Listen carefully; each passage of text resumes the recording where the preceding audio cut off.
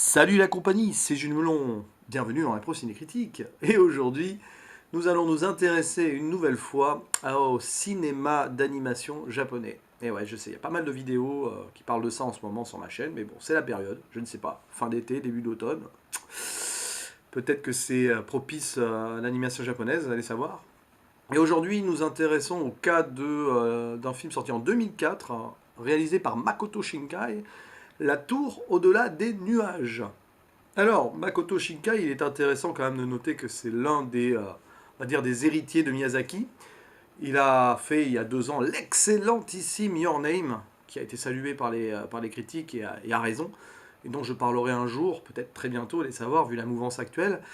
Mais c'est un gars aussi qui avait fait 5 cm par seconde, quelques années après d'ailleurs, La Tour au-delà des nuages, un film hyper intéressant que j'aurais pu mettre parmi les chefs-d'œuvre, mais il y avait un bémol, mais ça aussi j'en parlerai un jour quand je ferai une critique et quand je reverrai le film, parce que c'est évident que je repasserai par là.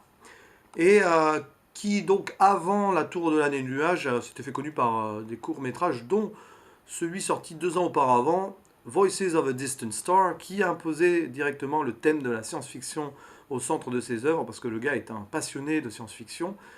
Et c'est un peu ce qu'on retrouve dans La Tour au-delà des nuages, un mix entre science-fiction et humanisme relationnel humain, avec un potentiel de départ hyper intéressant, quand même, puisqu'on se retrouve dans un Japon uchronique, c'est-à-dire un passé qui n'a pas eu lieu. Alors on ne sait pas ce qui s'est passé, il y a c'est un peu comme dans Retour vers le futur, à un moment il y a eu deux courbes qui se sont éloignées l'une de l'autre, celle dont on connaît l'histoire aujourd'hui, et une autre donc, qui est racontée ici dans l'Uchronie. On est dans les années 70 et le Japon est séparé entre l'Union japonaise et les États-Unis, qui occupent donc une partie du pays. On peut imaginer qu'il y a eu un souci autour de la Seconde Guerre mondiale qui ne s'est pas vraiment arrêté, enfin on ne sait pas trop. Et voilà, dans les années 70, une tour mystérieuse est construite sur une île, une tour qui va au-delà des nuages, d'où le titre, et dont la construction va prendre une vingtaine d'années. Et dans les années 90, trois ados, on se retrouve avec trois ados qui interagissent comme des ados normaux, quoi, mais qui sont fascinés et passionnés par cette tour et qui n'ont qu'un seul objectif, aller se rapprocher au plus près de la tour, qui est totalement protégée et isolée sur une île.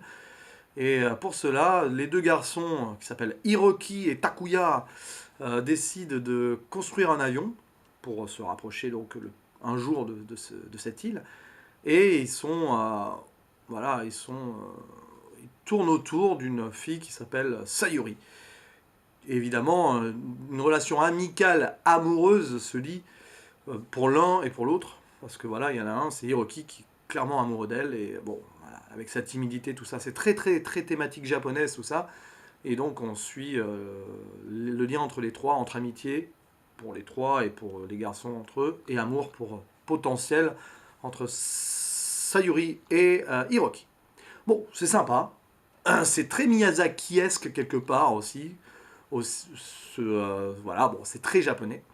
D'ailleurs, Makoto Shinkai a été, est toujours d'ailleurs considéré, excusez-moi, comme l'un des héritiers de Miyazaki, peut-être à raison d'ailleurs, mais avec ce côté plus fantastique, enfin, plus science fantastique que Miyazaki, qui était plus dans les contes, lui.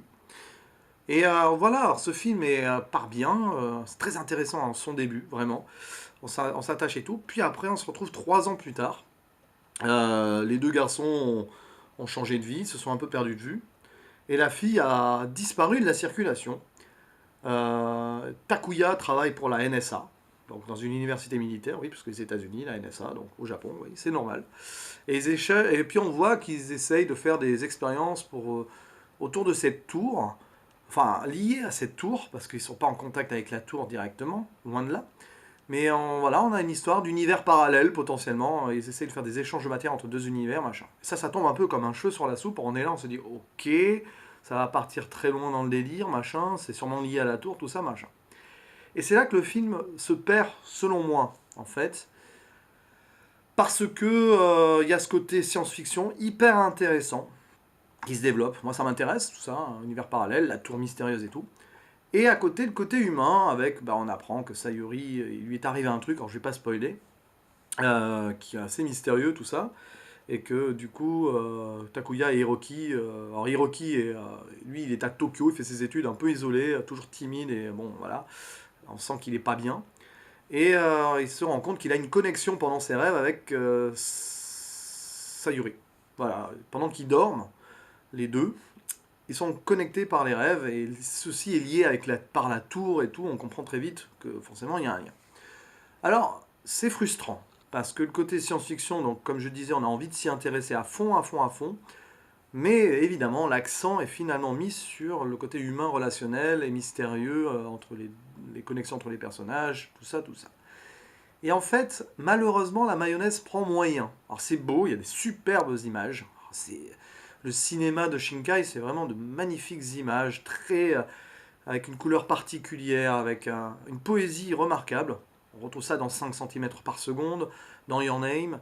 Alors j'ai pas tout vu encore de lui, mais voilà, on voit sa touche. Et c'est en cela d'ailleurs, c'est un excellent réalisateur, c'est qu'on reconnaît sa touche, je trouve, dans les animés. Là. Même dans les dessins, voilà, un petit peu les mêmes personnages au niveau des dessins.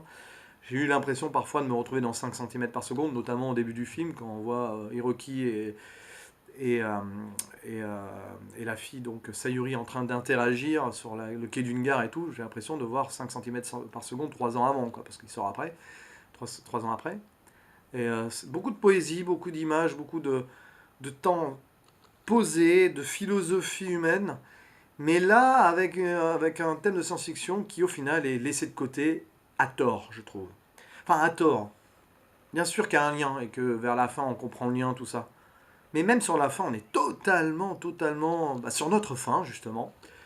Et limite, on s'attend à ce que ça dure 20-30 minutes de plus. Ça ne dure qu'1h30, et c'est trop court. Il y a des choses qui ne sont pas développées, malheureusement. Et tout ce qui est autour de ces univers parallèles reste très peu abordé. Et je trouve ça fort dommage. Et puis même la fin, sur le côté relationnel, émouvant, émotionnel, humain, philosophique et tout, je trouve que il manque un truc. Voilà, il manque un truc. Et c'est comme si, quelque part, Shinkai espérait en faire une suite. Enfin, j'ai eu une fois à la fin, je me suis dit, mais il pourrait très bien y avoir une suite, ça se finit assez brutalement quand même. Et c'est surtout que tu as l'impression, après avoir vu ce long métrage, que ça aurait mieux fonctionné en série animée. Voilà, je sais pas, une série de 10 épisodes de 20 minutes ou de 40 minutes, je ne sais pas. J'ai l'impression que ça aurait mieux marché comme ça, ou en manga. Et d'ailleurs, il y a eu un manga qui a sorti un volume en 2006. Ça veut dire qu'il a sorti, il a écrit, il a écrit, il a laissé un dessinateur s'en charger, mais il a écrit le scénario pour un manga dont un tome est sorti en 2006 et apparemment, alors sur la page Wikipédia, il y a marqué en cours. Ça veut dire que 12 ans après, on attend la suite. C'est étrange quand même. C'est étrange. On voit du coup que ce film est incomplet. C'est le sentiment d'incomplétude, ça ne veut rien dire. Hein. De non. Bref, ce n'est pas complet. Hein, voilà. Et c'est ça qui est frustrant. C'est pour ça que je vais aller à 6 sur 10 sur ce film, malheureusement. Parce qu'il aurait pu être beaucoup plus haut. C'est vraiment un difficile paradoxe. Parce que tout ce qui est visuel est génial, le côté relationnel est vraiment intéressant et intense. On s'attache au personnage. Mais voilà, tout ce qui est science autour reste probablement volontairement mystérieux, alors peut-être pour renforcer le côté humain et les mystères de l'existence, tout ça, peut-être. Ou alors parce qu'il a espéré développer ça plus tard. Ou par le biais donc d'un manga ou d'une série animée, peut-être qu'il avait ce projet-là, allez savoir. Peut-être qu'un jour, on aura une suite et ce projet-là qui sera abouti, allez savoir. Mais voilà, là, pour le moment, on se retrouve un peu, voilà, un peu déçu, je trouve.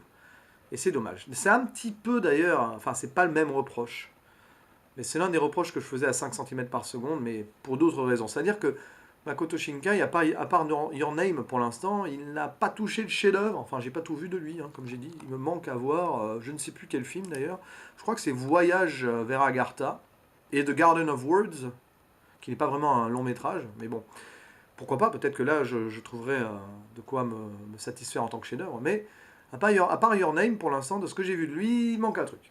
Et au final, d'ailleurs, pour conclure cette critique, j'ai préféré donc le court-métrage sorti 2 ans auparavant, The Voices of a Distant Star, qui est en 25 minutes, je trouve, frustré moins, avec ce relationnel entre deux personnages qui sont clairement attachés l'un à l'autre, et il y a la fille qui part dans les étoiles pour combattre des extraterrestres, enfin bon, c'est what the fuck, mais bon, c'est très raccourci et tout. Et comme ils s'éloignent les uns des autres à travers les années-lumière de la galaxie, tout ça, les messages qui s'envoient mettent de plus en plus de temps à leur parvenir, et c'est... Moi j'ai trouvé ça génial, quoi, l'éloignement absolu. Et en 25 minutes, j'ai été subjugué par ce court-métrage, auquel j'ai mis 8 sur 10 d'ailleurs. Bon, j'aurais pu en faire une vidéo à part, mais bon, je fais pas de vidéo de court-métrage, pour l'instant en tout cas. Donc voilà, et je l'ai vu après. Je l'ai vu après La Tour au-delà des nuages. Et j'ai envie de dire tant mieux, parce que j'aurais été encore plus frustré par le film sinon. Voilà. Donc dites-moi ce que vous en pensez en commentaire si jamais vous l'avez vu. Je sais qu'il y a une personne en particulier qui risque de réagir si cette personne a vu le film, mais bon, connaissant sa grande culture en animation japonaise, j'imagine que oui. Voilà, donc un peu déçu et surtout frustré parce que franchement, il y avait moyen d'en faire un grand chef-d'œuvre et d'en faire un super truc. Mais on reste un peu à côté, je trouve. Parce que incomplet, unfinished. Voilà. Allez, à la prochaine. Ciao.